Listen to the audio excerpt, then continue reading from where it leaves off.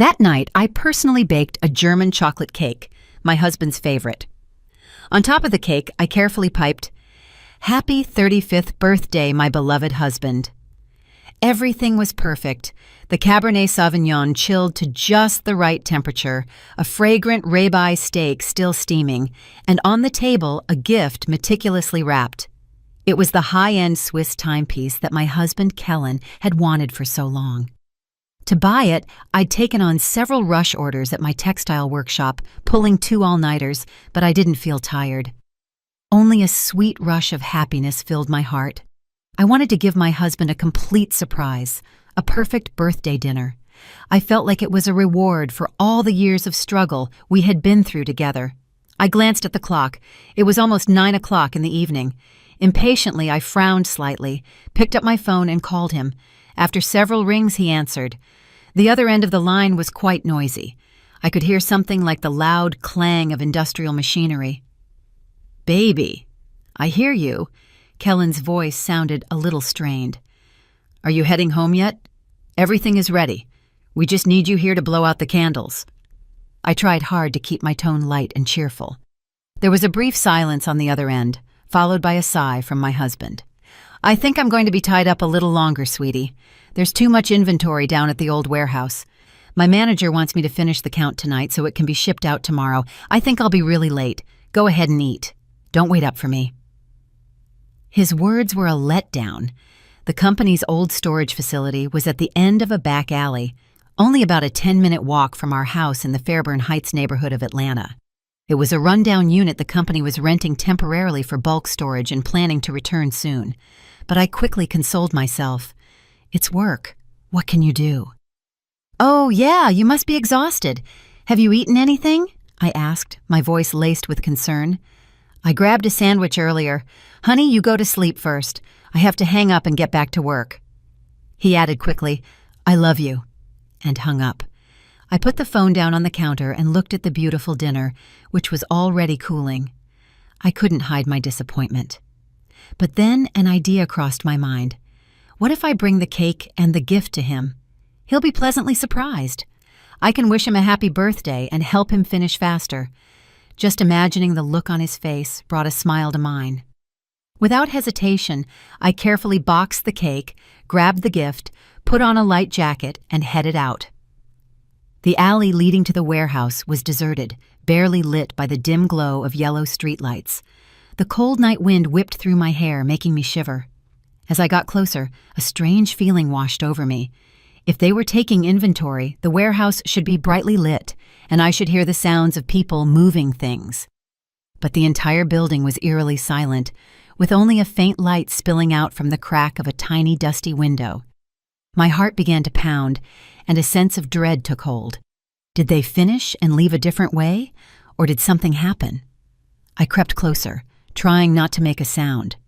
The instant I peeked through the window crack, I froze. There were no mountains of messy inventory, no people working. Under the weak light of a lantern placed on some boxes was my husband Kellen, but he wasn't alone. Facing him was Zuriel, the neighbor who had moved into the house at the end of the alley a few months ago. Her back was to me, but I recognized her long, wavy hair and slender figure. They were talking and giggling. My husband's hand, that same hand that had promised me he'd be home for his birthday just a few hours earlier, was now wrapped around Zuriel's waist with an unbearable tenderness. In that moment, I felt my world collapse. The cake box in my hands suddenly felt so heavy I almost dropped it. My ears stopped working. I couldn't hear the rustle of the wind or the chirp of the crickets. The only thing I felt was a sharp, brutal pain originating in my chest. I tried to tell myself I had seen it wrong, that it was just a normal social conversation. But then my husband leaned in and whispered something to Zuriel's ear, and she threw her head back and let out a burst of laughter. That laugh, under the dim light, sounded incredibly shrill and nauseating. And then my husband kissed her, right in front of my eyes, a long, passionate kiss. That was the reason for his delay. The inventory was a blatant lie. He was cheating on me. He was betraying me on his birthday, just a few feet from our home. Rage and pain hit me like a tsunami, threatening to drown me. I wanted to rush in, yell at them, and put them on blast, but strangely, when the pain reached its peak, no tears came. Instead, a terrifying calm took over. My mind was clearer and sharper than ever. Crying, making a scene. What would I achieve? Hearing fake excuses and looking like a miserable fool in their eyes? No, I wasn't going to do that. If they thought they could play me for a fool, I would show them what this fool was capable of. I squeezed the gift box hard. The sharp corners dug into my skin, but I didn't feel the pain. I backed away silently, slipping into the darkness where they couldn't see me. My gaze swept over the surroundings of the old warehouse and settled on the large iron padlock hanging on the main door. A crazy but determined thought crossed my mind. I put the cake and the gift down on the ground and crept to the door. My hands didn't tremble at all. I carefully pulled the 2 heavy iron doors shut, the screech of metal tearing the night silence. Then I grabbed the padlock. A dry clack echoed. The door was sealed. I stepped back, looked at my work, and managed a cold smile, but this wasn't enough. I went to the back of the warehouse where the old breaker box was located. Without hesitation, I slammed the main switch down with all my strength. A small spark flashed, and the entire warehouse plunged into total darkness. I could hear Zuriel's sharp scream and my husband's curse from inside. "What's going on? A blackout! Help!" They were starting to panic. Perfect. I pulled my new smartphone out of my pocket. The screen lit up, reflecting my terrifyingly serene face. I searched my contacts for the name saved as Mateo, the neighbor. He was Zuriel's husband. I gently slid my finger across the screen and firmly pressed the call button. "Hello, Mateo, are you home?" I asked, forcing a voice of panic and concern. "I think there's been a short circuit in the old warehouse breaker box next door. It's completely dark, and my husband went out for a work dinner and hasn't come back yet. I'm so scared. Could you come take a look?" What would Mateo's reaction be when he saw the scene inside the warehouse? How would I continue my performance? On the other end of the line, Mateo's voice sounded sleepy, but still very kind. "Hey, Amani, a short circuit? That's dangerous. Stay right where you are. I'm coming over right now to see what's up. Give me 5 minutes." His voice was sincere and straightforward, unlike my husband's smooth, cunning tone. For a moment, I felt a pang of guilt for involving an outsider in this mess, but as soon as I recalled the image of my husband embracing and kissing his wife, that flicker of compassion instantly vanished. He was a victim just like me, and perhaps he also had the right to know the truth. I hid behind a large oak tree across the way. It was dark enough that no one would recognize me, but close enough to watch the entire performance about to unfold. Inside the warehouse, the banging on the door and the shouts didn't stop. "Is anyone out there? Help! Open the door!" My husband's voice was heavy with panic and anger. Zuriel, on the other hand, was only sobbing and weakly calling my husband's name. "Kellen, I'm scared. It's so dark." How pathetic they sounded. I smiled coldly. It was time for the show to begin. Just as he promised, in less than 5 minutes, Mateo's sturdy figure appeared at the end of the alley. As a man who worked in construction, he was tall and powerfully built. He carried a flashlight and a toolbox. He looked genuinely worried. "Amani, where are you? Are you okay?" he shouted. I didn't answer. I just watched in silence. He heard the banging coming from the warehouse and quickly walked towards it. "Who's in there?" he asked, confused. "Mateo, it's me, Kellen. Help me, please. The door got locked from the outside and the power went out. Can you break it open somehow?" My husband's voice sounded desperate, as if he'd clung to a life raft. Mateo seemed surprised he was there, but still didn't suspect a thing. "That's weird. How could it be locked from the outside? Let me see." He shined the flashlight on the padlock. "This is an external padlock. Someone locked you both in on purpose." "That's terrible," my husband cried. "It must be thieves. They locked us in so they could rob the houses next door." "Mateo, break the lock. My wife, Zuriel the neighbor, is here too. She's really scared." He was truly skilled at making up stories, but that clumsy lie only made the situation more dramatic. Hearing his wife was inside, Mateo became even more frantic. He rummaged in his toolbox and pulled out a bolt cutter. The old iron padlock couldn't resist his strength. After a few attempts, with a sharp clank, the padlock broke. The heavy iron door swung open, revealing a space completely shrouded in darkness. Mateo pointed the flashlight beam inside. The light swept the space and stopped. His whole body went rigid like a statue. I knew what he had seen. Under the flashlight beam, the scene inside the warehouse was starkly revealed. His wife, Zuriel, was sitting on the floor, her clothes disheveled, her hair messy, and her eyes streaming with tears. And my husband, Kellen, was standing beside her, his shirt buttons undone and his face completely bewildered. They weren't far apart, a distance far too short to explain that they had been trapped together by chance. The air became thick and sticky. Even the night wind seemed to have stopped. The only sounds were the agitated breathing of the three people caught in the light beam. "Zuriel! Kellen! What are you two doing here?" Mateo's voice trembled, not from the cold, but from the terrible emotion churning in his chest. Surprise, doubt, and a cruel truth that was becoming clearer with every second. Zuriel didn't dare look at her husband. She kept her head down while her shoulders shook. My husband, Kellen, after a moment of confusion, hurriedly regained a false composure. He stepped forward, trying to stand in front of Zuriel, and stammered, "Mateo, don't misunderstand. We were just..." "Just what?" Mateo roared. His shout echoed throughout the alley. He was no longer that kind, simple man. His eyes were bloodshot. He glared at his wife and then back at my husband. "I'm asking you what you were doing here behind my back." Right then, I decided it was my turn to appear. I stepped out of the darkness. I was still holding the cake box and the birthday gift. I forced an expression of maximum bewilderment and confusion. "Kellen? Mateo? Why all the commotion?" My appearance surprised all three of them, especially my husband.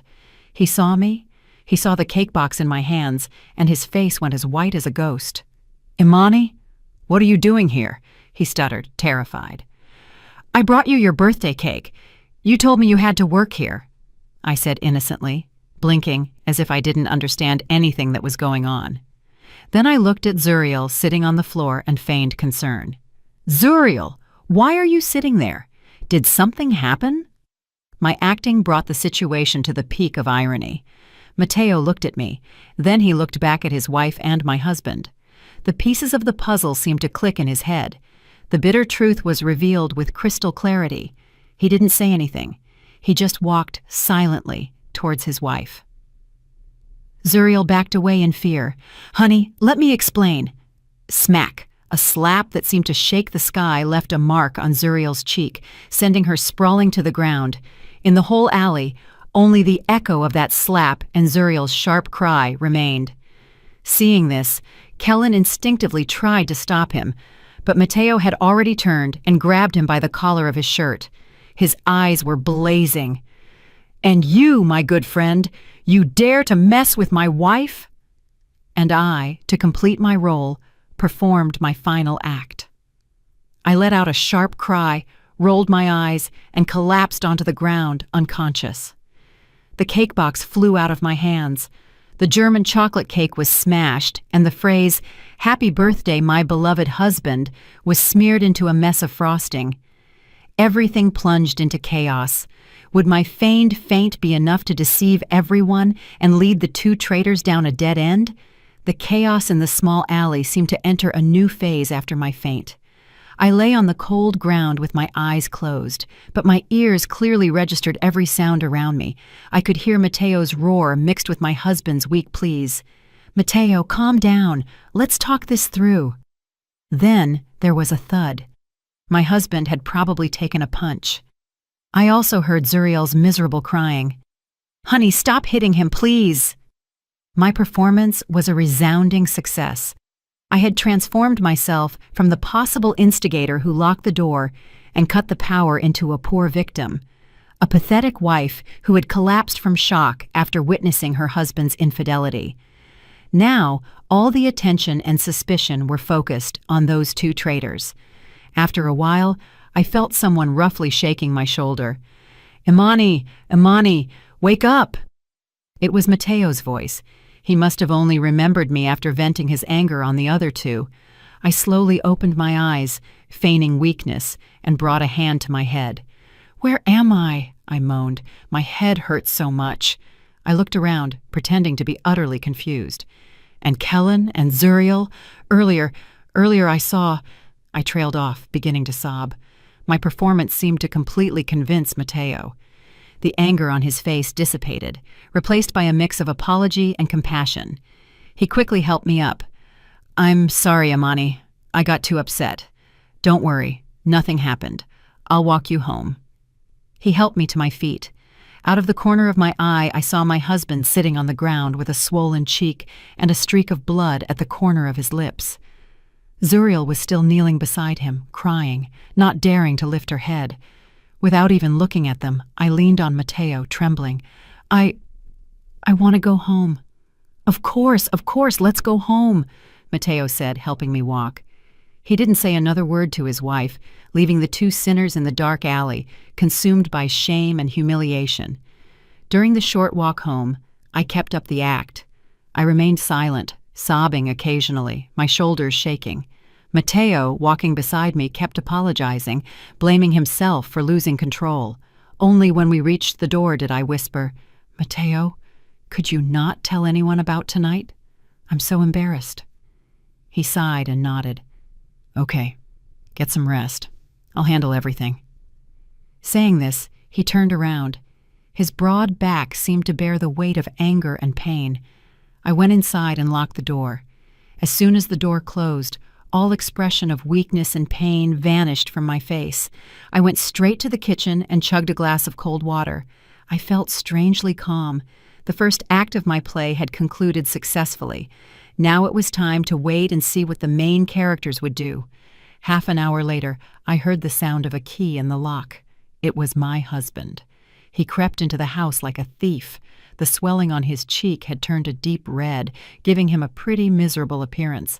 Seeing me sitting on the sofa, he flinched. You woke up. How are you feeling?" he asked cautiously. I didn't answer. I just looked at him with a coldness and distance he wasn't familiar with. Disconcerted, he went to the kitchen for a glass of water, then came back out to sit on a chair opposite me, far away. "Imani, about tonight," he began hesitantly. "There's nothing going on between that woman and me. It's just a misunderstanding." His nerve almost made me laugh. Even in this situation, he was still capable of lying. "A misunderstanding?" I finally said, my voice dry. "Then explain it to me. A married man and a married woman, late at night in a dark warehouse, hugging and passionately kissing. What kind of misunderstanding is that?" He was speechless, his face red as a beet. "We were just talking about business. She asked me for advice on a project. It was very dark. She tripped, and I just caught her. Mateo just happened to show up right then, that's all." He invented an absurd story. He must have taken me for a 3-year-old to believe that explanation. I didn't feel it was worth arguing. I stood up silently. "I'm tired. I want to rest." Saying this, I walked straight to the bedroom. I slammed the door shut and bolted it. I didn't want to see his hypocritical face for another second. That night, lying in bed, I couldn't sleep. He didn't come into the room either. I guess he slept in the living room. I heard his footsteps, his sighs, the clinking of a glass. He wasn't calm either, but I knew his anxiety wasn't about remorse. It was about fear. Fear that I would make a scene. Fear that Mateo wouldn't stand idly by. The next morning, when I woke up, my husband was gone. He must have left for work early to avoid me. On the dining table was a note. "I bought breakfast and left it in the kitchen. Warm it up and eat. I'll be back early tonight. We need to talk." I crumpled the note and threw it in the trash. I didn't need any more of his hypocritical words. As I was getting ready to take my son to school, my mother-in-law arrived. She walked right in without knocking. My husband must have given her a key. As soon as she saw me, she put on a serious face. "Imani, come here and sit down. I need to talk to you," she said in an authoritarian tone. I knew another storm was brewing. I sat down silently in a chair and waited. Where were you last night? Kellen told me you came back very late. Is that true? She asked inquisitively. Before I could answer, she continued. Look at you, a married woman roaming around at night. What do you think this house is? Do you consider Kellen your husband? I was stunned. Not only had my husband not told the truth, but he had invented a story where all the blame fell on me. He had told his mother that I was the one who had been out late partying, that I was to blame. I looked at the woman in front of me, whom I had always respected and called Mama. A feeling of bitterness took hold of me. Mama, didn't you ask Kellen what he did last night? I asked, my voice trembling. What was he going to do? Come home tired from work and wait for his wife at home? But you? Where were you? Were you out there clubbing with some guy, and now you come back to pick a fight with your husband? Her words were like knives stabbing my heart. Not only did she believe him, but she was also gravely insulting me. In her eyes, I would always be a low-class daughter-in-law. All the fault was mine, and her precious son was always right. My patience had reached its limit. If she wanted drama, she shouldn't complain if I became ruthless. Faced with my mother-in-law's brazen false accusations and her blind favoritism for her son, I realized that any explanation at that moment was useless. She had already sentenced me as guilty, and nothing could change her mind. Instead of yelling and arguing, I chose a different strategy. I took a deep breath to suppress the fury boiling in my chest. I looked her straight in the eye, and with a strangely calm voice said, Yes, Mama, I made a mistake last night. I stayed out a little too late having coffee with a friend, and I worried you and Kellen. I'm sorry. My 180-degree change in attitude left my mother-in-law bewildered. She had come prepared for a long sermon of reproach and reprimands, but my sudden apology caught her off guard. If you admit your mistake, that's fine, she stammered, unsure how to continue. But don't worry, I interrupted her before she could start her usual retail. I've thought a lot about it. Lately, I've been too focused on the workshop and neglected my family. It's my fault. I'll try to change starting now. I'll dedicate more time to Kellen and the family. I spoke with a sincere voice and tears in my eyes. My performance seemed to have an effect. My mother-in-law's hostile expression softened a little. She cleared her throat and said with an arrogant air, That's what I like to hear. A woman, no matter how capable, should always prioritize her home. How much money do you even make at that little shop of yours? It barely covers your cosmetics.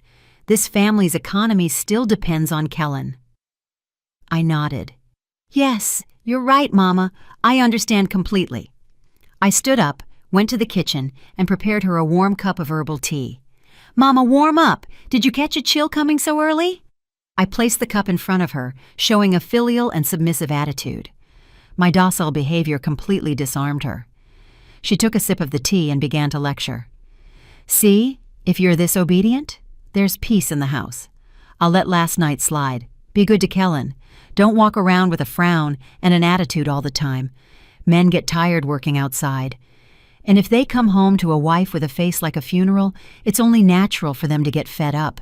It's natural for them to look elsewhere.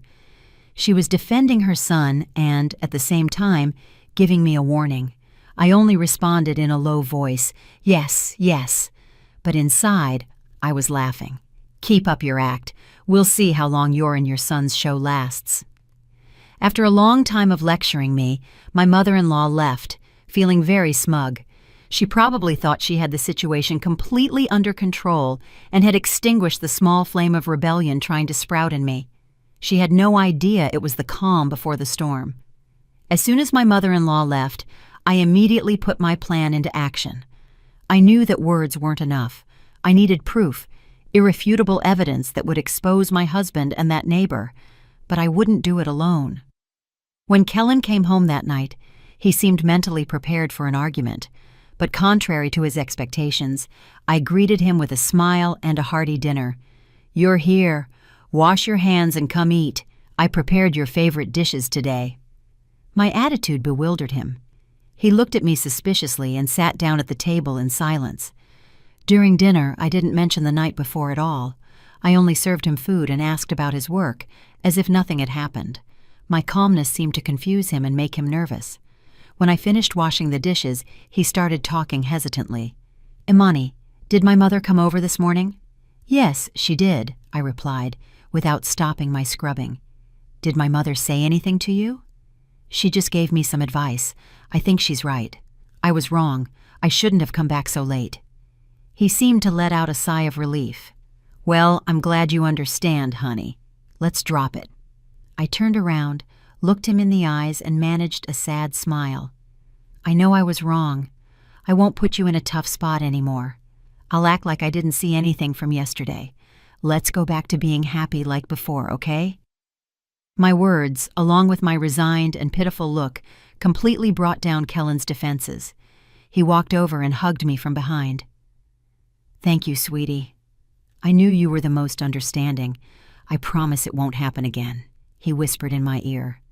I allowed myself to be hugged. Inside, I only felt contempt. What is a traitor's promise worth? But I needed that trust. I needed him to let his guard down. From that day on, I became a model wife. I woke up earlier to prepare elaborate breakfasts. In the afternoons, no matter how busy I was at the workshop, I came home early to make dinner and wait for my husband. I stopped nagging him, stopped asking where he was or what he was doing. I gave him absolute freedom, and Kellen, just as I expected, quickly fell into the sweet trap I had set for him. He thought I had genuinely forgotten everything, that I had decided to live accepting his deception. He began to let his guard down. The clandestine calls became more frequent, and the sudden extra hours did too. He had no idea that all his movements were under my surveillance. I secretly installed a small GPS tracker on his scooter. Also, under the pretense that his new phone had broken down and needed repair, I gave him an old phone of mine where I had installed call and message tracking software. He gladly accepted it without suspecting a thing, and the evidence I needed began to pour in, one after another. The routes of his travel on the days he claimed to have extra hours didn't lead to the office, but to motels or budget hotels on the outskirts of Atlanta. The mushy messages with Zuriel, the passionate date plans, everything was recorded. He even had the audacity to use the family credit card I had given him to buy gifts for his lover and pay the hotel bills. The more proof I gathered, the colder my heart grew.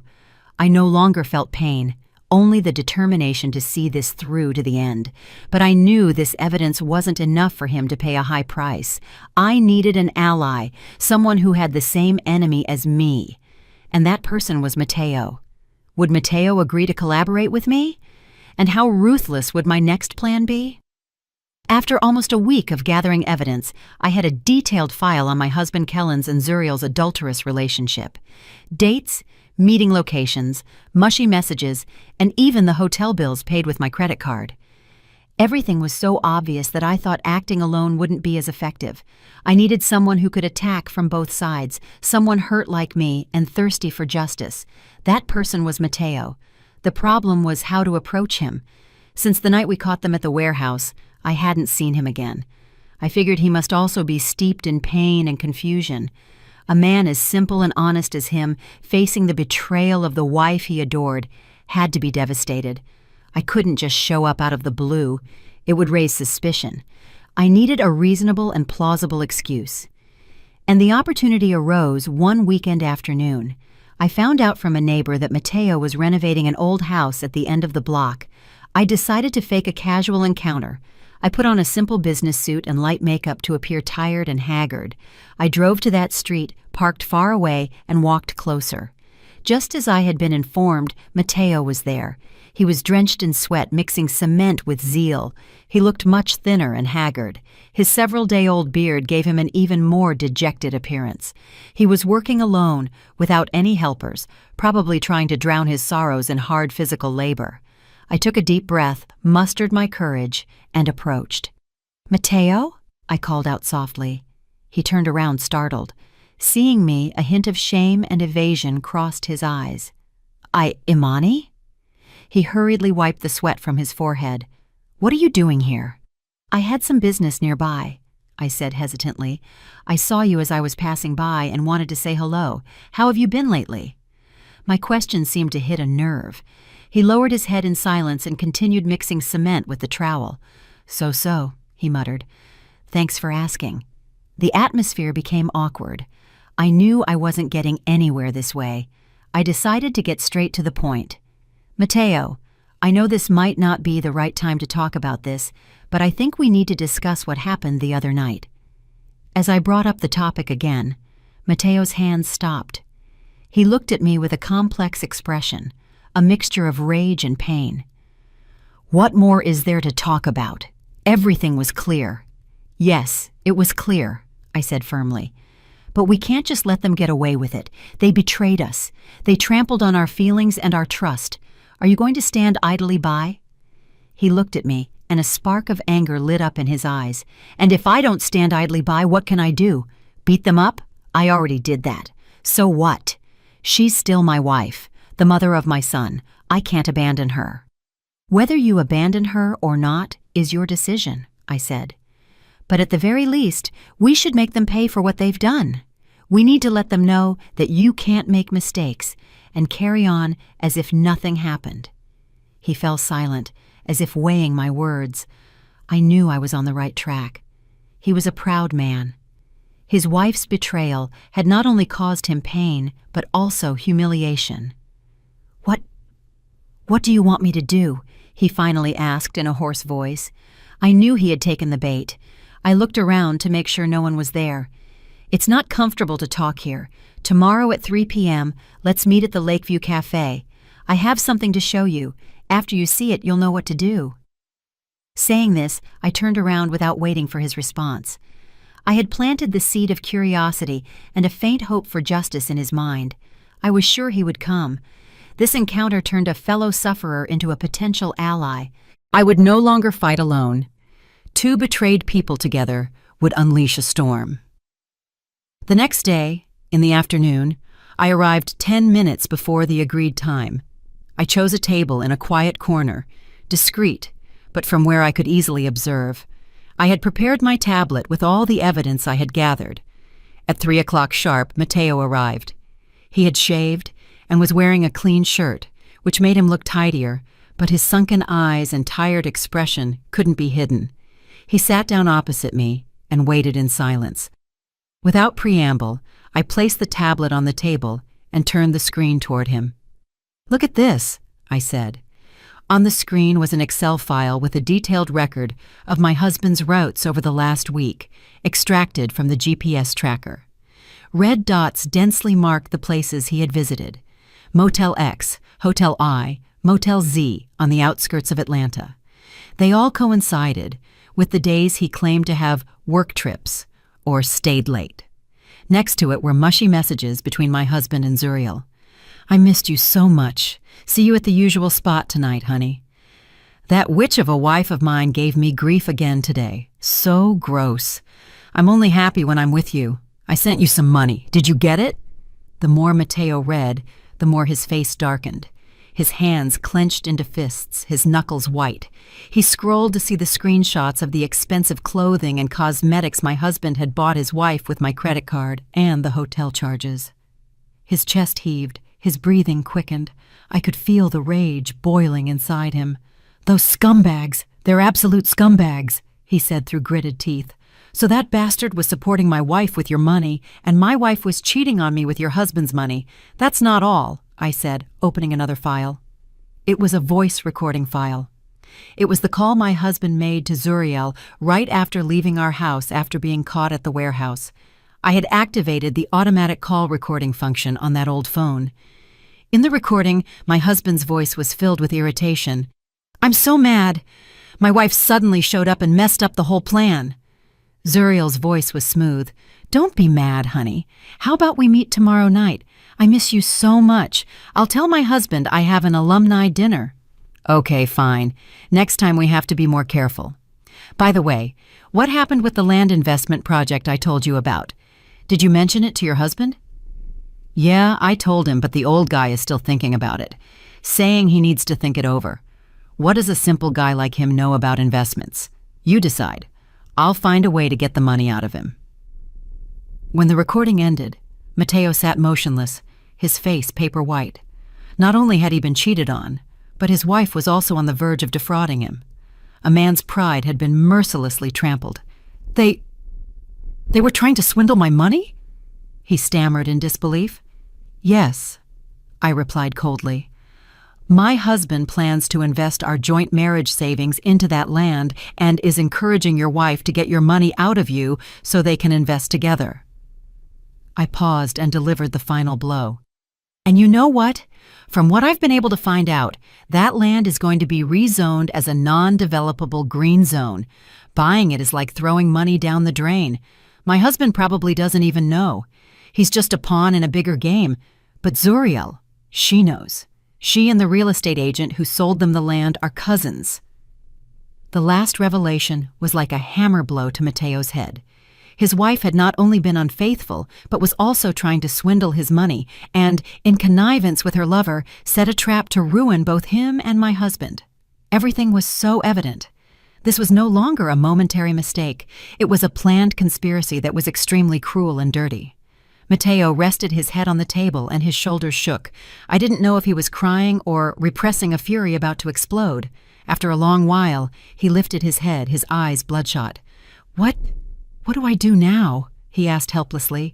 I looked him straight in the eyes and said firmly, "Do what a wounded man must do. Get justice for yourself." Our alliance was officially sealed over pain and a burning desire for revenge. Would our first plan succeed? And would it lead the two traitors into a situation where they couldn't laugh or cry? After sealing our alliance, Mateo and I had a long conversation to draw up a detailed action plan. Our goal was not merely to expose their relationship, but to make them pay a high emotional, moral, and, above all, financial price. Our first trap was aimed directly at the land investment scheme that Kellen and Zuriel were plotting. I knew that for my husband, this was an opportunity to prove his worth, to escape the situation of being financially dependent on his wife's garment workshop. He had always felt inferior living off my earnings, and this land was the gamble upon which he had placed all his hopes. For Zuriel, it was an opportunity to get money out of two men. We decided not to stop them. On the contrary, we were going to help them speed up the process so they would fall into the trap as quickly as possible. I returned home and continued my role as the good, naive wife. That night, during dinner, I deliberately brought up the topic. "Honey, how's work going lately? Any news?" Kellen, who was busy eating, looked up cautiously at my question. "As usual, nothing special." "I heard that the real estate market is booming again," I commented casually. "A friend of mine bought a piece of land on the outskirts of Atlanta, and in a few months, it doubled in value. It's too bad I don't understand land. Otherwise, I would have tried it." My words seemed to strike a chord with Kellen. His eyes lit up, but he still feigned modesty. "That depends on the timing and the location. You need foresight." "You're right," I nodded. "I wish I knew as much as you. Oh, by the way, we already have a good amount in our joint savings account, don't we? Almost $80,000 USD. Leaving it in the bank doesn't earn much interest either. If you find a good investment opportunity, don't hesitate. I completely trust your ability." I threw the most tempting bait at him. Not only did I suggest investing, but I also ceded total control of our joint savings to him. This directly tapped into his pride and his desire to prove his worth. Joy was reflected in Kellen's face, but he still pretended to hesitate. "I'll look into it. Money is no joke. You have to be cautious." He had no idea that every one of his words and actions was within my calculations. He was walking step by step into the trap I had set for him. For his part, Mateo also began to play his role. He stopped treating Zuriel coldly and getting angry. On the contrary, he became strangely affectionate and attentive. He offered to do household chores, take their son to school, and even bought her a small bracelet. His change in attitude surprised and greatly pleased Zuriel. She thought her husband had calmed down and decided to forgive everything. She had no idea that behind that kindness was a coldly calculated plan. One night, while the couple was watching television, Mateo cautiously brought up the subject. Zuriel, I'm sorry. I've been too hard on you lately. You must have your own stresses. From now on, I'll try to understand you more and share more with you. Zuriel was very touched to hear those words. She snuggled up in her husband's lap. I knew you were the one who loved me the most. Believing the time was right, Mateo got to the point. The other day, you told me you wanted to invest in some land, right? I've thought about it and it seems reasonable. Leaving money idle also makes it lose value. Look into it carefully. If it seems good to you, let's do it together. Mateo's words were a shock to Zuriel. She couldn't hide the joy on her face. Really? I knew you'd support me. Imani's neighbor's husband, Kellen, told me about a really good opportunity. They say the profit is guaranteed. Sure, I trust you, Mateo said. We have a savings account with $40,000. I'll close it tomorrow and give you the money. You decide. It was as if he was entrusting his entire fortune to his wife. He had made his bold move. $40,000 was all their savings, the fruit of years of hard work. He was willing to sacrifice it to teach his unfaithful wife a very expensive lesson. With the green light from both sides, Kellen and Zuriel, like tigers with wings, accelerated the procedures without any suspicion. Kellen withdrew $60,000 from our joint account. He lied to me, saying it was a business project with a close friend and that it was completely safe. I just smiled, nodded, and wished him success. Zuriel also received the $40,000 from her husband. She told Mateo it was a unique opportunity and that in a few months their family's life would change. They would buy a better house and a new car.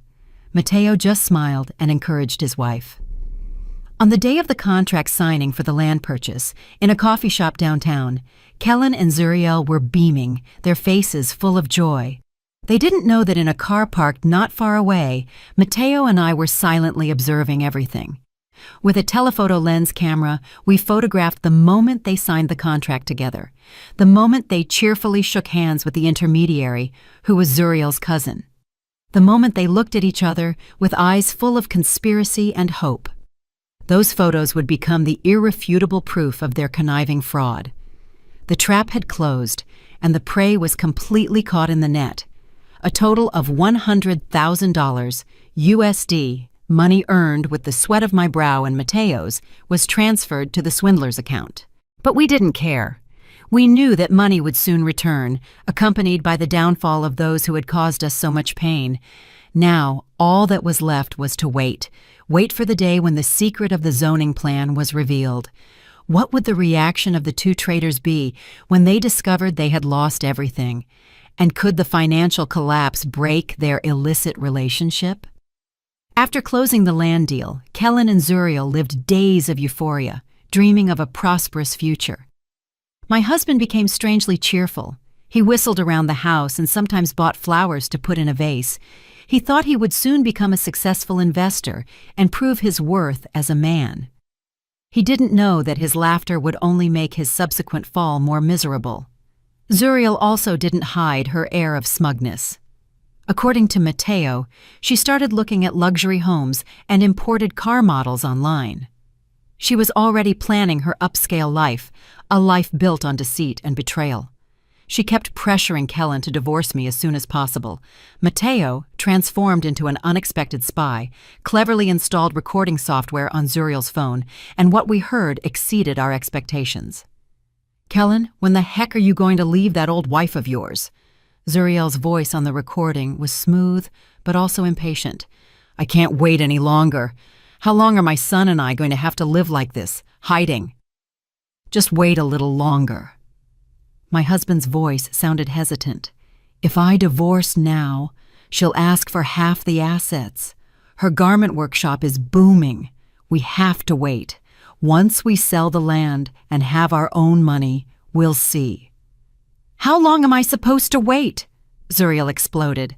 You know what? My husband has been acting really weird lately. He's suddenly abnormally nice to me. I'm dying of anxiety. What if he suspects something? You're so distrustful. What's that simple guy going to see? He probably just feels guilty about something and wants to make it up to you, Kellen reassured her. Don't worry, I already have a plan to get more money out of her. I'll tell her we need to invest more, that I want to open a boutique clothing store. She adores her son, so she won't be able to say no. By then, all the money and assets will be ours." Their conversation revealed everything. There were no more sweet words of love, only calculation and exploitation. They saw us, their legitimate spouses, as cash machines, as obstacles that needed to be eliminated. Every word they spoke was irrefutable proof of their guilt. Mateo, sitting next to me and listening to the recording again, had no expression on his face. The pain had probably reached such an extreme that it had turned into cold hatred. He just clenched his fists and said softly, "Let them dream. Meanwhile, I won't sit idly by either." I knew it wasn't enough to wait for the information about the zoning plan to become public. I needed to create an impact, an event that would bring everything to a climax. I contacted an old friend who worked in the city planning department in Atlanta. After catching up, I got the information I needed. The detailed map of the area would be made public on the City Hall bulletin board next Monday morning. This information was still secret. Only industry professionals knew about it. I decided to accidentally leak this information to one person, a person I was sure wouldn't be able to keep a secret due to her loquaciousness. My mother-in-law. I knew she loved to boast and blindly believed in her son's talent. If she found out that her son was about to make a fortune, she would surely proclaim it from the rooftops. The plan was executed perfectly. On Saturday night, my husband and I went to my in-laws' house for dinner, as usual. During dinner, I pretended to receive a call from my friend at City Hall. I went out to the patio to talk, intentionally speaking loud enough for my mother-in-law to hear. "Hello, Carmen. How are things? What did you say? That the zoning plan for that area is going to be made public soon? Seriously? Monday morning? Wow, that's big news. Okay, thank you so much. I'll tell my husband tonight. We also bought a small piece of land over there." I acted completely naturally. I hung up and walked back inside with a joyful expression. Out of the corner of my eye, I saw that my mother-in-law, although pretending to watch TV, had her ears perked up and her eyes sparkling. I knew she had heard everything. I walked over to my husband and whispered, loud enough for my mother-in-law to hear, "Honey, good news. The value of our land is going to multiply by 10. My friend just told me that on Monday morning, they're announcing that the area is going to be converted into a new ecological city." Kellen, hearing this, was shocked, and then couldn't hide his joy. He turned to his mother and boasted, "Mama, see? What talent your son has. I told you, this is the opportunity of a lifetime." My mother-in-law also smiled. Her eyes narrowed, not sparing any praise for her son's intelligence and vision. She couldn't hide her air of smugness and strutted around the house. "I knew it! My son is never wrong. Let's see if your wife dares to belittle you now." Just as I expected, by the next morning, the rumor had spread throughout my mother-in-law's neighborhood. She went from house to house boasting that her son was about to become a real estate mogul and would earn millions. She described a splendid future where they would move to a new house, buy imported cars, and travel abroad. She also hinted that her son would soon leave his old wife, who couldn't have more children, for a younger and prettier one. The bait was set, and the effect was greater than I had expected. Not only the neighbors, but also my father-in-law's relatives found out. They started calling to congratulate, some to ask for loans, others to ask for jobs. Kellen became an important person overnight, a successful man admired by the whole family. He was intoxicated by those false compliments. Even more convinced of his gamble, Zuriel was no exception. When she heard the news, she was even more firm in her decision. She pressured Kellen even more to divorce and tried to get money out of Mateo. Everything was going according to the script. The balloon had been inflated to the maximum, and now all it needed was a small needle to pop it. Monday, the day of reckoning, was approaching. How would the cruel truth of the non-developable green zone cause the dreamers to plummet? And would I achieve my final goal? On Monday morning, I woke up earlier than usual. I felt a little nervous. Today was the day the secret would be revealed. I didn't go directly to the workshop. Instead, I drove past City Hall, near where the land in question was located. From a distance, I saw a crowd gathered in front of the bulletin board. Among them, I recognized some familiar faces, my mother-in-law's neighbors. They were pointing and whispering. I knew the bomb had exploded. I didn't stop. I drove past silently. I didn't need to witness it. I could imagine their expressions right now. The transformation from hope to disappointment and then to anger. I drove to a familiar coffee shop, ordered a calming chamomile tea, and waited. I was sure that in a few minutes my phone would start ringing, and as expected, in less than half an hour, I received a call from an unknown number. I knew it was my mother-in-law. Since I had blocked her number a long time ago, she must have borrowed someone else's phone. I answered calmly, "Imani, you tricked me. You tricked our whole family." On the other end of the line, my mother-in-law's voice was no longer proud and smug. It was a frantic cry mixed with despair. I held the phone away from my ear a little and replied calmly, "Mama, I don't know what you're talking about. How did I trick you? Are you still playing dumb? That land, that zoning plan, it's all non-developable green space. You knew, didn't you? You deliberately tricked my son into buying it, didn't you?" she screamed. "Oh, really?" I feigned surprise. "I only heard what my friend told me. I don't know anything about land. I already told Kellen I didn't know much. He made all the decisions after doing his research. Why are you blaming me?" My words were innocent but evaded all responsibility. She couldn't argue back. You! She was so angry she couldn't speak. She just gasped. "You snake! You made my son lose hundreds of thousands of dollars. You know it!" "Really, Mama? He lost that much?" I continued acting. "Wow, I didn't know it would end up like that." "Mama, Kellen, calm down. Money can be earned back. The important thing is that the family stays together." My words, "the family," sounded like a profound mockery. My mother-in-law couldn't take it anymore. She cursed me and hung up. I put the phone down and took a sip of tea. The first act unfolded as I expected. Now it was time to wait for the reaction of the two protagonists. For his part, Kellen didn't call me, perhaps out of shame, or maybe he was too busy dealing with Zuriel's wrath. According to an audio file Mateo sent me, their argument was much more intense than I had imagined. "Kellen, explain what happened. Why is the land non-developable green space? You told me you researched it thoroughly." Zuriel's voice was sharp and full of reproach. "I didn't know either." My husband's voice was weak and full of excuses. "I was tricked too. The intermediary assured me." "Were you tricked or are you just stupid?" "You know what? Because I believed you. I tricked my husband and took his money to give it to you. Now it's all gone to waste. What am I supposed to tell that man?" "Tell him the investment went wrong. In business, sometimes you win and sometimes you lose. That's normal." "It's easy for you to say." "That's $40,000, all our marriage savings. Give me back my money. Give it back right now." "I don't know. That's your problem. My money is all tied up in there too." "I don't care. That's your problem. If you don't give me back my money, don't complain when I get nasty." Their argument ended with the sound of things breaking and Zuriel's sobs and insults. The relationship built on lies and money finally collapsed because of money. They began to attack each other like wounded animals. That night, Kellen came home looking miserable. He didn't say a word. He silently went into the bedroom and slammed the door shut. I didn't ask either. I left him to stew in his own pain and failure. It was the price of his stupidity, his greed, and his betrayal.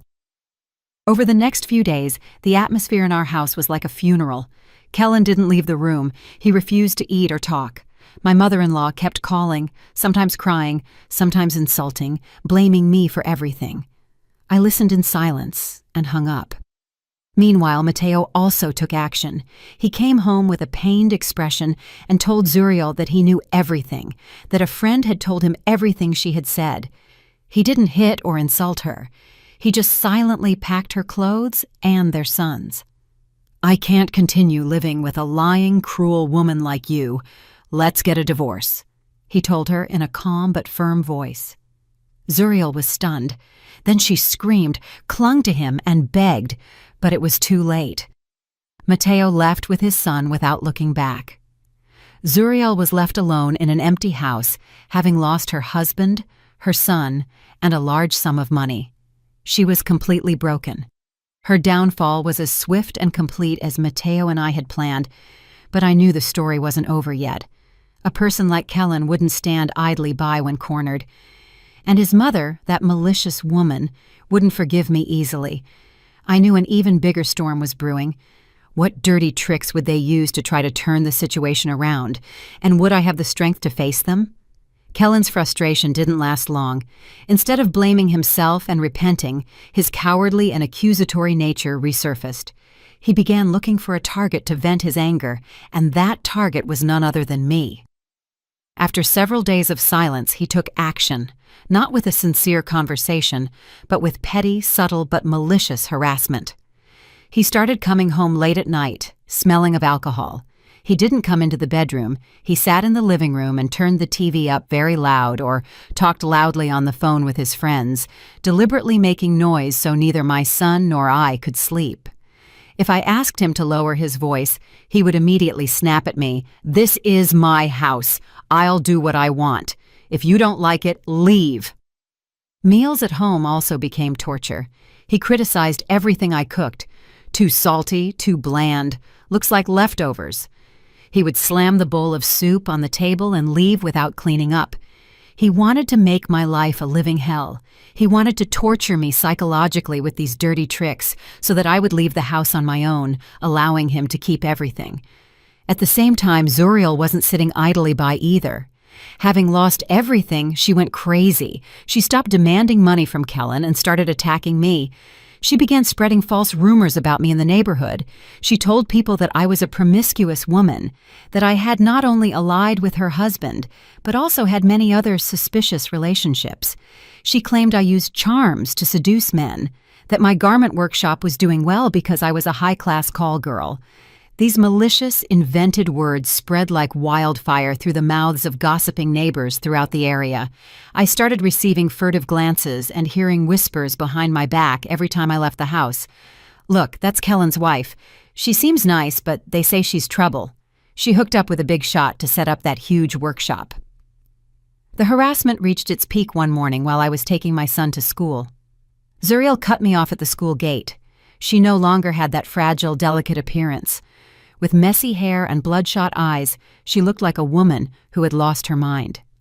"Stop right there, you bitch!" she screamed, drawing the attention of the other parents. "You ruined my life. You ruined my family. Today, I'm going to give you what you deserve." And she lunged at me, trying to grab my hair and scratch me. I was already anticipating this situation. I quickly put my son behind me and at the same time raised my phone, which was already in video recording mode. "What are you doing? Everyone look! This woman is assaulting me without cause at the school gate." My action made Zuriel stop. She saw the camera and the looks of disapproval around her. Her aggression lessened a bit, but she didn't give up. "You dare to record me, you husband stealer? You seduced my husband." "Don't talk nonsense," I replied in a calm, clear voice. "Your husband and mine met at the warehouse of their own free will. I am the victim. Or do you want me to show everyone the video of the infidelity I recorded that night?" My words were a fatal blow. Zuriel's face turned pale. She didn't expect me to be so direct. She stammered, You dare? Why wouldn't I dare? The ones who should be ashamed are you and my husband, not me. Now move aside so we can go to class." Saying this, I took my son's hand and walked past her with my head held high. She stayed there, motionless, amidst the murmurs of the crowd. The confrontation at the school gate temporarily calmed Zuriel's aggression, but I knew neither she nor my husband would stop. They were looking for any means to kick me out of the house and out of their lives, and they began to target what I loved most: my son. My mother-in-law, who had been quiet for a while, began to reappear. She didn't come to our house, but instead lurked near my son's school. She tried to lure the boy with candy and toys. "Ezekiel, come with Grandma. Grandma's going to give you a present," she called out sweetly. My son, though small, seemed to sense the falsehood. He hid fearfully behind me and didn't dare approach. Unable to lure her grandson, she insulted me. "See? You've taught your son to hate even his own grandmother. You're a bad mother. You'll pay for this." Her actions were becoming increasingly brazen. They turned our lives into constant tension and exhaustion. I knew that if we continued like this, the most affected would be my son. The boy began to show signs of anxiety. He would wake up scared at night and was afraid to go outside. I couldn't allow my son to live in such a toxic environment. Silence and no response were no longer the solution. The time had come to deliver the final blow, the ultimate attack that would end everything. I met again with Matteo, who was also being harassed by Zuriel. We decided not to give in anymore. We were going to bring everything out into the open. I drafted a detailed divorce petition, attaching all the evidence I had. Photos of the infidelity, recordings, videos, proof of the fraud conspiracy, and even proof of psychological abuse and harassment from my in-laws. Matteo did the same. But we didn't just limit ourselves to filing the petitions in court. I contacted some journalists I knew through my work. I anonymously provided them with part of the story, the juicier details. I only leaked information about an infidelity and fraud scandal involving a seemingly respectable family in Fairburn Heights. The media is very sensitive to these types of stories. They began to investigate. The media bomb was about to explode, and this time it would sweep away all their lies and ugliness. Would this total counterattack be powerful enough to end my nightmare? And what punishment would the traitors receive from the law and public opinion? The media bomb I silently prepared finally exploded, but its destructive power was greater than I had imagined. One morning, a major online newspaper published an article with a sensationalist headline: "All the truth about the infidelity scandal. Shaking Fairburn Heights. Wife catches husband with neighbor in a warehouse. $1 million fraud plot uncovered." Although the article anonymized the names of those involved, the characteristic details about the neighborhood, the old warehouse, and the dramatic caught-in-the-act moment made it easy for anyone living there to guess who the protagonists were. The news spread like wildfire. Within hours, it became the hottest topic in all online communities.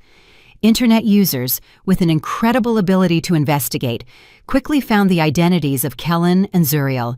Their photos were circulated everywhere, accompanied by comments full of all kinds of reproaches and insults. "Wow, the husband looks decent, but he's a real scumbag. The mistress is no better. Tried to scam her husband and her lover. Poor wife. Not only is she cheated on, but they almost stole her money." The media storm swept through like a tsunami, completely sinking Kellen's and Zuriel's lives. When Kellen went to work, he had to face the furtive glances and whispers of his colleagues. The scandal not only damaged his personal reputation, but also the company's image. His boss called him into the office and demanded he resolve his personal issues cleanly or face the highest disciplinary sanctions. Zuriel's situation was even more miserable. She couldn't leave the house. Neighbors who used to greet her now looked at her with contempt. The rumors about her magnified and became more malicious. She became completely isolated in the neighborhood where she lived. But the most affected was my mother-in-law. For her, reputation was everything, and she had always been proud of her family. Now her son was an adulterer, and her future daughter-in-law was despised by all of society. Even when she went to the market, she heard people whispering. She couldn't bear the humiliation, but instead of acknowledging her son's mistake, she turned all her anger on me. She thought I was behind all this, that I had deliberately shamed her family, and she decided to execute an even more cruel and outlandish revenge plan. She knew my weak points were my son and my precious garment workshop. One day, during lunchtime, while supervising a rush export order at the workshop, I received a call from my son's teacher. The teacher's voice on the other end of the phone was urgent. "Ezekiel's mother, come quickly to the school. Ezekiel's grandmother came. She's making a scene and trying to take the child. Come fast." I felt my heart stop. I dropped everything I was doing, ran to the car, and drove like a maniac toward the school. When I arrived, I was met with a chaotic scene. My mother-in-law was at the main gate arguing with the teachers. She was trying to force her way in, saying she wanted to see her grandson. "I'm his grandmother. I have the right to see my grandson. Get out of the way," she screamed. "Ma'am, the child is in class. You cannot enter. Please calm down and let's discuss this." The teachers tried to stop her. Just then, she saw me. She broke free from the teachers and lunged at me like a wild animal. "It was you, you snake. After ruining my son, now you want to take my grandson away. Today, I'm going to teach you some manners." She raised her hand to hit me, but this time, I was ready. I took a step back and dodged her slap. At the same time, several parents nearby rushed over to restrain her. "What are you doing? Hitting someone in broad daylight?" "Let go of my daughter-in-law." A familiar voice was heard. My mother, who I didn't know when she had arrived, was there with a serious face. "If you have a problem, resolve it at home. This is a school, not a marketplace for you to come and cause a scene." My mother's appearance and the intervention of others made my mother-in-law calm down a little, but she didn't give up. She dropped to the ground and began to cry loudly, as usual. "Oh my God, the daughter-in-law allies with her mother to mistreat the mother-in-law. How miserable I am. I only wanted to see my grandson for a moment, and they won't even let me do that." Her dramatics might have stirred some compassion elsewhere, but here, where the article had spread, everyone knew her true colors, and no one believed her crocodile tears anymore. I didn't feel it was worth arguing with her. I went directly to the principal to demand they reinforce security and take measures to ensure she never approached my son again. When I left, the police had arrived. They warned my mother-in-law for disturbing the peace and wrote up a report. She was taken to the police station, ashamed and humiliated. But I knew that for someone like her, this wouldn't be the end. And, as expected, unable to attack me and my son directly, she targeted another goal, my garment workshop.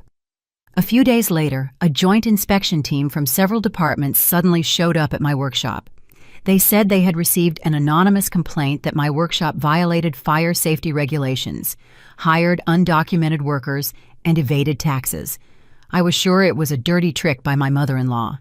She was trying to use power and influence, however insignificant at the neighborhood level, to ruin my business. But she was wrong. My workshop, since its creation, had all its business records in order. All documents and procedures were legal. Since I had conducted business honestly, I had nothing to fear. I calmly cooperated with the inspection team, providing them with all the documents they requested. After half a day of investigation, they found no irregularities and had to leave quietly. My mother-in-law's drama failed again, but her malice made me rethink. She dared to use dirty tricks related to the law. Would she stop here, or was an even more terrible conspiracy waiting for me? The whole charade involving the supposed facial paralysis that my mother-in-law had prepared was quite elaborate. After the humiliation at the garment workshop, she didn't go straight home, but called Kellen and, between sobs, told him that I had made her so angry, her blood pressure had spiked, her energy had blocked, and now her mouth was starting to droop. Kellen, a blindly devoted son, rushed her to the hospital. He even called relatives to tell them that his mother was gravely ill because of his wife. He wanted to create a wave of family pressure to make me give in. That night, while I was at home, I received a call from Kellen's aunt. Her voice was full of reproach. "Imani, what did you do to make your mother-in-law like this? She's in the emergency room. They say she has facial paralysis. Kellen is alone and worried. You're the daughter-in-law too. Go see her." Hearing this, I almost burst out laughing. Their capacity for acting was truly astonishing, but I decided not to expose them immediately. I was going to play along and turn their drama into a comedy. "Really, Auntie? She's very sick?" I feigned panic. "I'm on my way right now." I hung up and immediately called my friend Charles, a famous neurologist at the city hospital. I quickly explained the situation and asked for his help. Charles, hearing it, burst out laughing.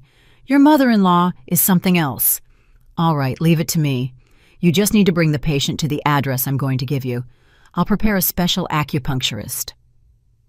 I arrived at the hospital. My mother-in-law was lying in bed, her mouth deliberately crooked and her eyes closed, emitting groans from time to time. Kellen was sitting by her side, his face full of worry. As soon as I arrived, he immediately stood up and said with a resentful voice, "See, are you happy? My mother is like this now. You're celebrating, aren't you?" I didn't answer him. I approached the bed and said in a voice full of guilt, "Mama, I'm sorry. I was wrong. Don't scare me. Or do you want me to take you somewhere else for a checkup? I know a very good acupuncturist, a specialist in facial paralysis and strokes. I'm sure if he sees you, you'll be cured." My mother-in-law, hearing this, slightly opened her eyes. She seemed curious. Kellen hesitated. "What acupuncturist? Is he trustworthy? We're already at the hospital. Let the doctors handle it." "Don't you know?" I said. "This man is amazing. People call him the miracle doctor. Just by taking your pulse, he knows what illness you have. He doesn't need machines or anything. He has cured many people with facial paralysis and hemiplegia. Let's give it a try. We have nothing to lose." Curiosity, and perhaps confidence in her own acting, made my mother-in-law agree. She probably thought a small-town acupuncturist wouldn't discover her farce. Kellen was also convinced. So, between the two of us, we helped my mother-in-law, who kept pretending she had trouble walking, go to the consultation at the address Charles had given me. The consultation was small and modest, with a slight smell of medicinal herbs. An acupuncturist dressed in brown with a white beard and hair was reading a book. It was my friend, Dr. Charles, perfectly disguised. Charles told my mother-in-law to sit down and extend her hand so he could take her pulse. He closed his eyes, rested his fingers on her wrist, and put on a serious expression. Kellen and I stood by his side, waiting in silence. After a long while, Charles opened his eyes, stroked his beard, and shook his head. "Strange, very strange," he said. "Is there a problem, doctor?" Kellen asked, worried. "The pulse of this lady is not that of a patient with facial paralysis," Charles said in a mysterious voice. "It is more like the pulse of someone who is angry. The energy is rising, the liver is congested, but there is no trace of meridian blockage." My mother-in-law, hearing this, changed color, but continued groaning and holding on. "Doctor, I feel very sick. My mouth keeps trembling." "Ah, that's easy," Charles smiled. "I'll put some needles in a couple of places, and it will go away immediately, but my method is a bit special." Saying this, he took out a set of needles from a wooden box, but those needles were strangely large and long, like metal skewers. "Needles?" my mother-in-law stammered. Her eyes widened at the sight of the shiny needles. Fear was evident on her face. "Yes," Charles said calmly. "I will put needles in the main points of the face, around the mouth, and on the crown of the head. It will hurt a little, but I guarantee that the energy will flow again, and your mouth will straighten out." He took the longest needle and brought it closer to her face. "Come on, lie down. Let's start now." At that moment, my mother-in-law couldn't keep acting. Fear overcame everything else. She jumped up from the chair and waved her hands. "No, no, I don't need needles. I'm fine now." Her voice was completely normal. Her mouth was no longer crooked. She stood up and walked around to prove that she was perfectly healthy. "Look, I'm cured. I don't need treatment. Thank you, doctor." Kellen, standing beside her, was left speechless, not understanding what was happening. "Hey, Mama, are you okay now?" "Yes, I'm fine. It must have been the bumpy car ride. I'm fine now. Let's go home," she said, and pulling her son, she ran out the door. Charles stayed behind, stroking his beard and smiling. "Wow, the lady heals quickly. A true medical miracle. The consultation is $50. I'll charge the son." Kellen, dazed, took out his wallet, paid, and ran after his mother. The farce couldn't have ended more comically. My mother-in-law had exposed her own lie in front of her son. I, standing in the consultation room, couldn't hold back my laughter. This play would probably be an unforgettable memory for her. After this resounding failure, would they have the courage to try another trick? Or would this be the beginning of more outlandish and dangerous actions? After the tragicomedy of the acupuncture, my mother-in-law couldn't say anything more. She went into her room silently and slammed the door shut. Shame and anger were evident on her face, but she couldn't do anything. Kellen was completely confused. He looked at me, then at his mother's closed door, not understanding what had just happened. He probably still didn't believe that his mother had staged such an elaborate drama. I didn't feel the need to explain it. I let the truth reveal itself. I believed that after this, Kellen would at least start to see his perfect mother with different eyes. But the silence didn't last long. Humiliated by the failure of her farce, my mother-in-law started to hate me even more. She stopped picking fights directly and began to use crueler methods. She started a Cold War. She treated me as if I were invisible in the house. She didn't answer me when I spoke to her. She didn't eat what I prepared. She would make instant noodles or order takeout and eat alone in her room. She wanted to isolate me, to turn me into a stranger in my own home. Kellen, caught in the middle, was in a very awkward position. He would go into his mother's room to comfort her, and then come to me and say, "Mama is angry. Have a little patience." "What have I done to have to put up with this?" I replied. He was speechless again. The atmosphere at home was suffocating. I knew this was my mother-in-law's tactic. She wanted to use this tension to wear me down, so that I couldn't bear it anymore and would leave on my own. And she almost succeeded. I was truly exhausted. But I couldn't leave. Leaving now would be like admitting the fault was mine. I had to stay and fight until the end. The last straw was one weekend afternoon. That day, I had a large export order at my workshop that needed to be finished urgently. I worked at the workshop until almost 10 o'clock at night. When I got home, the house was dark and cold. My mother-in-law and Kellen had gone to bed early. Without leaving a single piece of food for me, I quietly went to the kitchen, thinking of preparing some noodles. Just as I turned on the stove, Kellen came out of the bedroom. He didn't ask if I had eaten or if I was tired. His first words were an accusation. "Did you know that Mama wasn't feeling well today? You were out all day and didn't even call. You're such a good daughter-in-law." "What do you mean Mama wasn't well? She was perfectly fine when I left this morning." "What do you mean fine? She had a headache and dizziness all afternoon. I had to miss work to take care of her at home, and you were stuck in your workshop neglecting your family." He was getting more and more excited. "Are you done?" I couldn't take it anymore. "Your mother was sick? Did you take her to the doctor? Or was it another one of her dramas? You say I've neglected my family. And you? What have you done for this family? Aside from working, coming home, staring at your phone, and ignoring your wife and son, do you have the right to accuse me?" My words were like adding fuel to the fire. Kellen turned pale with rage. He had never been talked to so directly. "You dare to talk to me like that?" he growled. "Do you think that just because you earn a little money you can lecture me?" "Yes, I do," I shouted. "I earned that money through my own effort. I didn't ask anyone for it. And that money gives me the right to be respected, not to put up with your and your mother's irrational and selfish attitude." "You rude woman!" He lost control.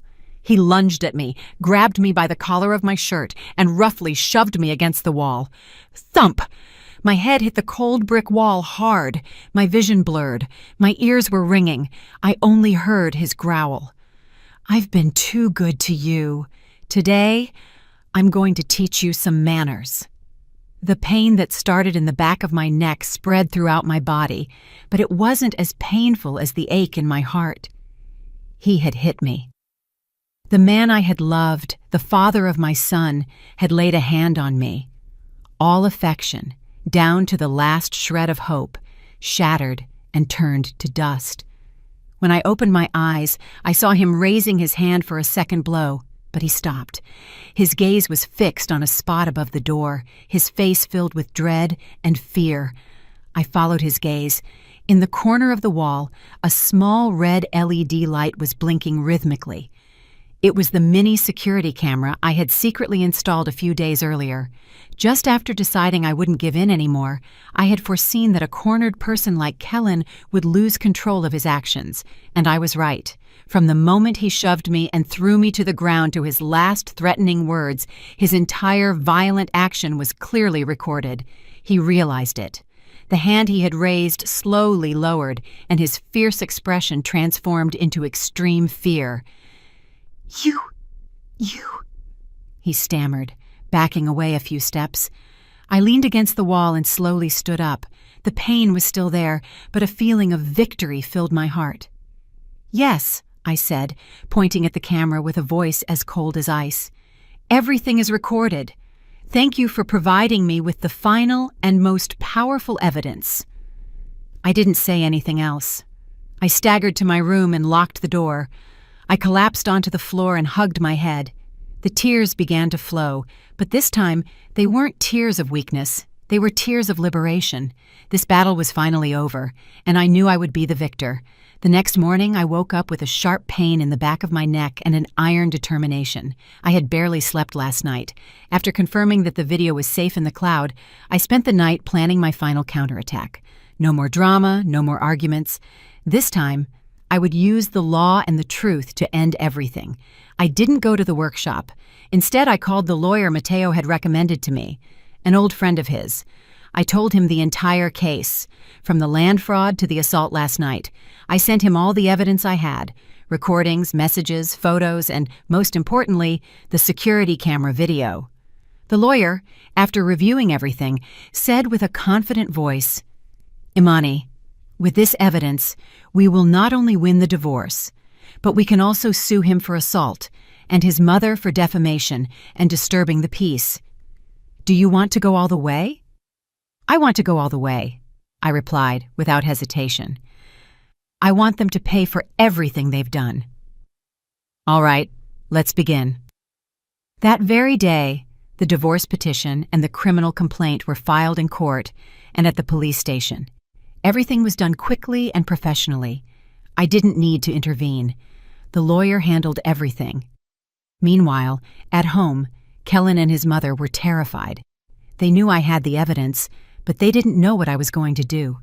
My silence was more terrifying than any insult. Kellen called me and sent me countless messages, sometimes begging for forgiveness, sometimes threatening. "Imani, please, I was wrong. I was drunk. It wasn't me. Forgive me this time. If you make a scene, I'll lose everything.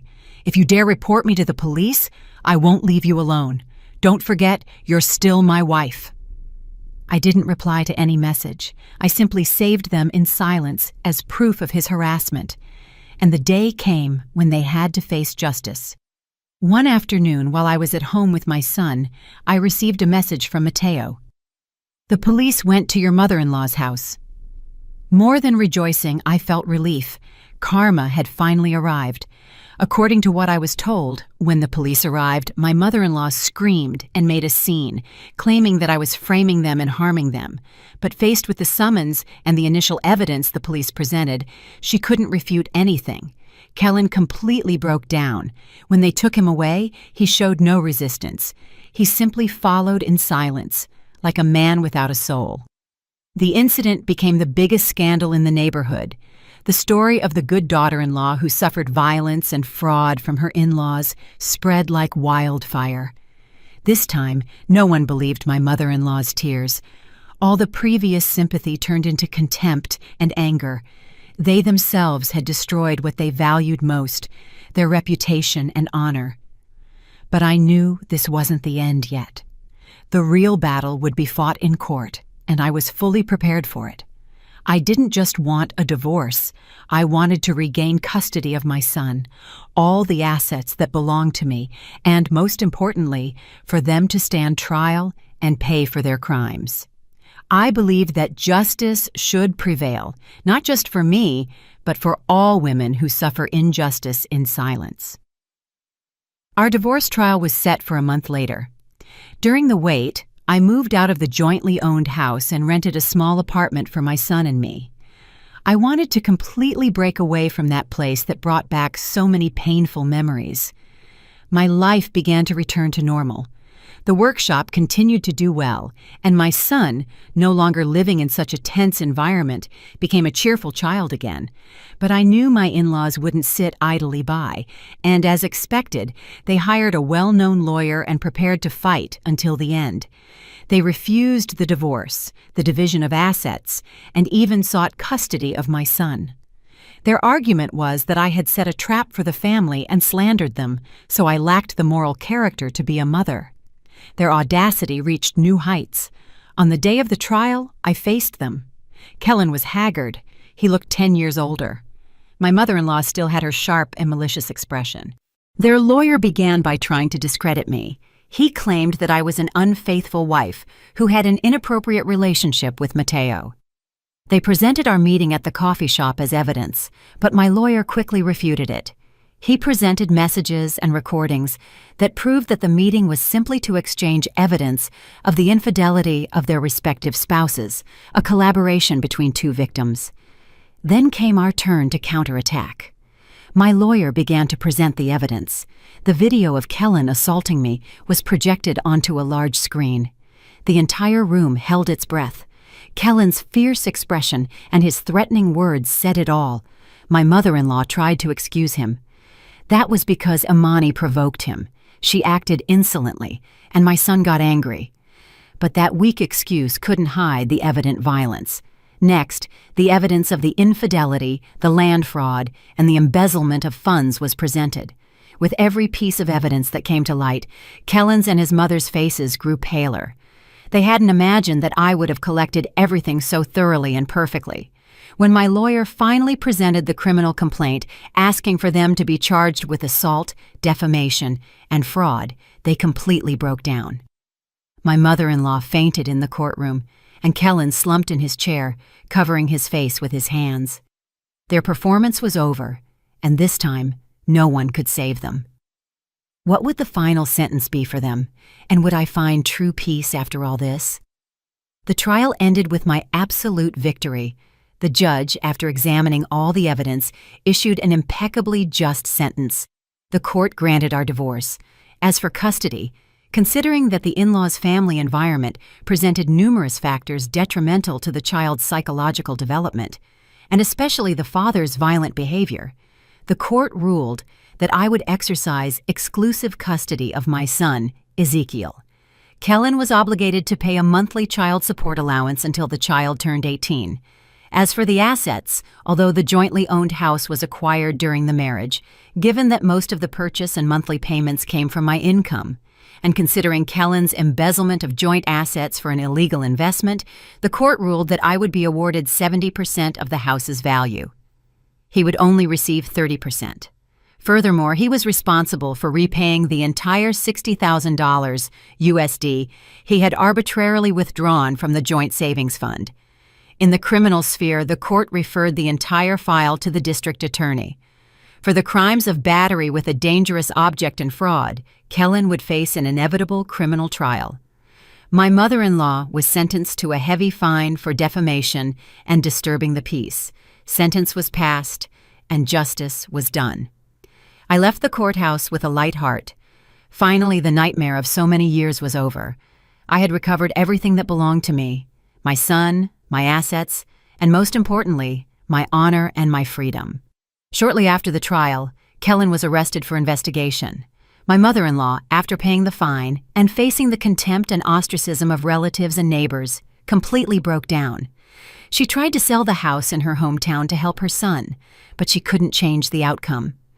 Finally, Kellen was sentenced to 5 years in state prison, a heavy price for his stupidity and his betrayal. Our jointly owned house was also sold. After giving Kellen his 30%, according to the court ruling, with the remaining money and my savings, I bought a luxury apartment in a new, quiet, and safe neighborhood in Atlanta. I wanted a completely new beginning for my son and me. My garment workshop, which had been affected by the scandal for a while, returned to normal and prospered day by day. My reputation was not only unaffected, but enhanced. Many clients came to me not only for the quality of my products, but also out of admiration for my strength and tenacity. As for Zuriel, after her true colors were revealed, She couldn't live in peace in that neighborhood either. She had to sell her house and move elsewhere to escape people's ridicule. Matteo also completed the divorce process. He became a single father raising his son alone. From time to time, we still saw each other, not as lovers, but as friends and allies who had overcome a great storm together. We shared experiences about raising children and helped each other with work. There was a special understanding and respect between us. Sometimes I wondered if we could become something more in the future, but I wasn't in a hurry. My heart had suffered too many wounds. It needed time to heal. For now, I only wanted to enjoy a peaceful life with my son. One afternoon, while playing with my son in the park, I received a letter. The sender was Kellen, writing from prison. I hesitated for a moment, but I opened it and read it. The letter was long, the handwriting crooked. He wrote about his repentance and the painful nights in prison. He asked for forgiveness and a chance to start over. He said that when he was released, he would dedicate himself to making it up to my son and me for everything.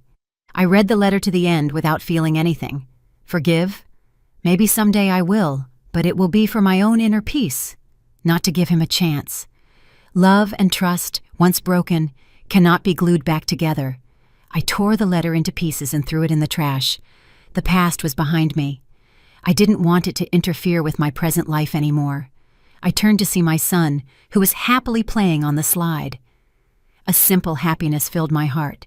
This was the life I wanted, not a life of wealth and luxury, but a peaceful life with the people I love, and I knew I deserved it. 5 years passed in the blink of an eye. My son's life and mine had changed a lot. The small apartment from before was now a warm, cozy home that we had decorated to our liking, full of laughter. My son Ezekiel was already a handsome third grader. He was a very good student and had a special talent for drawing. Seeing his colorful drawings, I knew that his soul had completely healed from the wounds of the past. My garment workshop had become a small fashion company with its own brand, the Legacy Thread. I no longer had to carry everything alone. I had a team of passionate and talented employees by my side. My life was busy now, but full of meaning. I found joy in work, in creating beautiful products, and in employing many other people. My relationship with Matteo had also entered a new phase. After a long time as friends, we realized that there was not only compassion, but also love between us, a love built on understanding, sharing, and respect. He proposed marriage, and I accepted. Our wedding was not loud or ostentatious. It was a small, warm celebration with our closest family and friends. Ezekiel and Matteo's son became brothers who loved and cared for each other. Together we formed a new family, a family that, although not perfect, was always filled with love and respect. Sometimes I heard news of people from the past. Kellen was released from prison. He didn't stay in the city. He went to live with his mother in a small town in rural Georgia. My ex-mother-in-law, they say, had weakened and her mind had clouded from the successive blows. She no longer insulted. She just sat silently in a corner of the house. Perhaps that was her greatest punishment. I heard that Zuriel had married another man in a distant state and was living a normal life. The whirlwind of hatred and betrayal had finally ended. Everyone had paid for their mistakes and found their own path. One weekend afternoon, our whole family went on a picnic in the park. Under the warm golden sun, watching the two boys run on the grass and my husband tenderly peeling an apple for me, I felt total peace. The past had taught me a very expensive lesson about the value of love, marriage, and self-esteem. I had fallen. I had despaired, but it was those very difficulties that turned me into the woman I am today. A strong, independent woman who knows how to love herself. I smiled, a genuinely happy smile. I knew there would be many more challenges in the future, but I was no longer afraid, because now I had a true home to return to, a haven of peace. And I know that as long as there is love and trust, we can overcome anything together. My life, after the storm, had finally seen the rainbow. Did you like the story, and which city are you listening from? Let's meet in the comments. If you liked the story, you can support me by sending a super thanks so I can keep bringing more stories like this. Thank you so much for your sweet support. I'm looking forward to your comments on the story. On the screen, you can see 2 new life stories that I highly recommend. There's so much more on my channel. Don't forget to subscribe. See you in the next life story with love and respect.